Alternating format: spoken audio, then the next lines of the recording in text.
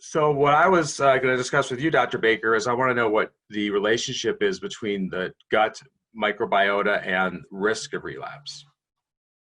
Oh, that's a fascinating question. I think again in this era of microbial infection, everyone is acutely aware of the microbes around us, on us, and in us. And patients oftentimes ask us about the influence of diet on their MS. And what's fascinating to me is that cell to cell, we are more bacteria than we are ourselves, and we live in this mutualistic environment with these gut bacteria. And it's not necessarily a bad thing, but there are certain bacteria that have a tendency, or certain groups of bacteria that have a tendency to promote a pro-inflammatory state. So we see the same sort of cellular response that we see in MS, upregulation of pro-inflammatory T cells, upregulation of inflammatory cytokines, increased gut permeability. And we have identified that there is an association with certain populations of bacteria and MS risk. So if you look at patients' gut bacteria who have MS, it's similar but distinctly different from those who don't have MS. And we also understand that there, in experimental models of multiple sclerosis, there is a role of the gut microbiome and protecting and promoting disease. What we don't know is we don't know what the risk is or what the influence is of the gut microbiome on disease progression and relapse activity. So one way to really hone in on this or to evaluate this is to look at a population of patients who are relatively pristine. And so there's a collaborative effort looking at pediatric multiple sclerosis. So these are kids, they have MS, you know where they've been, they've had a short lifespan, the parents know what they're feeding them, they know what vaccinations they have. It's expected that they won't have a lot of other confounding risk factors, you know, diabetes, hypertension, hypercholesterolemia, obesity, et cetera. So you can kind of make it a pure population. And so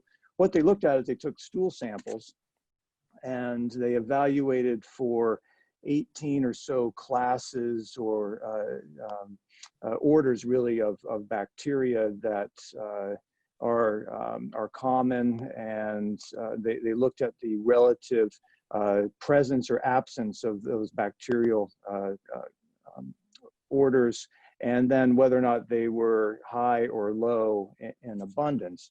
And what they found was that there were two orders of bacteria, and these are tongue twisters for me. One of them was Pasteurales, and the other was Enterobacterales, that seemed to be protective in the risk of relapse in this pediatric population. And interestingly, these are the same bacteria that confer benefits in reducing inflammation or have a more anti-inflammatory behavior overall.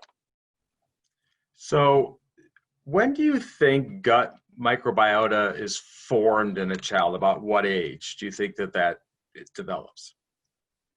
It's early on, I believe, and it's probably, and I think that has some relationship to whether or not an individual is breastfed. Mother will pass some of the bacteria on to the baby, and even in the birth canal, I think. So as the baby is passing through the birth canal, they will acquire some bacteria from mom that then colonizes the gut. So it would be interesting to kind of see MS risk in those patients or in those that develop MS, were they delivered by C-section, were they delivered by vaginally.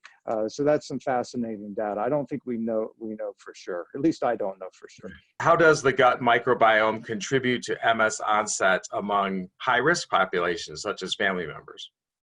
So that's an interesting question too. So, so another way to look at risk of disease onset, or maybe risk of relapse, is to look at those individuals who may be at higher risk for developing MS. So we know that if you have a first-degree relative with multiple sclerosis, you're more likely to develop MS than someone who doesn't, or has a second or third or fourth degree, and so on and so forth.